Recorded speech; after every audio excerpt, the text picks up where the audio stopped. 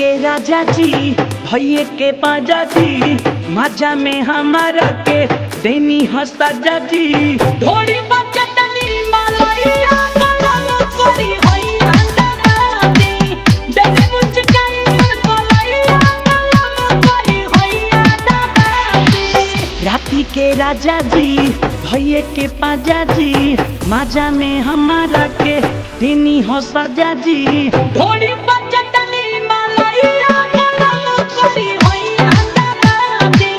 देवी मुचकाई मलैया गलम करी होइया दादी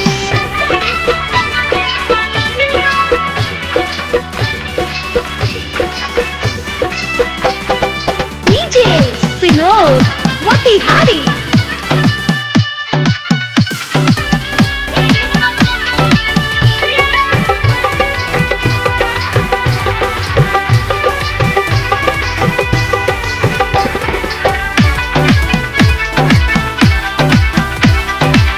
रहे पहले क्या रात हो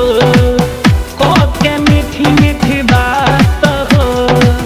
झूमा चाची तू पर के हमसे सीना से लिहल साथ हो रहे सुहाग वाली रात हो के मीठी मीठी बात हो झूमा चाची तो के हमरा से सीना से लिहल हाथ जोड़नी तबो न छोड़नी 3 कट्ठा खेत के खूबे नुकोड़नी गौरता होई जोता भैया गलम करी होइया दादी देवी मुचकाई मलैया गलम करी होइया दादी राती के राजा जी भैये के पाजा जी मजा में हमारा के देनी हंसा जी ढोड़ी बचतनी मलैया गलम करी होइया दादी देवी मुचकाई मलैया गलम करी होइया दादी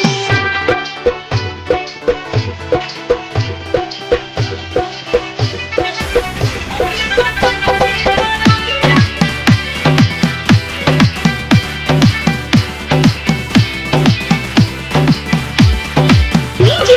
Sinod Motihari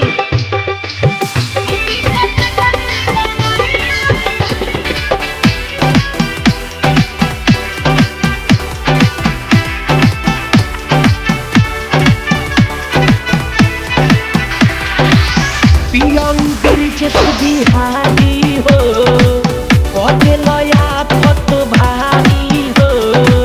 नया समन महेश कर देसी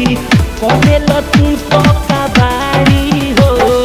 पियऊ बिरजस बिहारी हो कहे लया फत भारी हो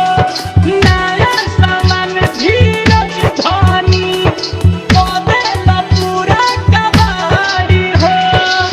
सैया विनोद हो संगे सिनोद हो ना कोई ताहारा से कभो विरोध हो बोला लिया है दवाइया गलम करी होइया दादी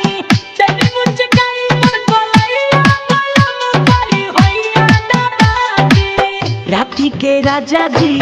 भैये के पाजा जी मजा में हमारा के देनी हंसा जी ढोड़ी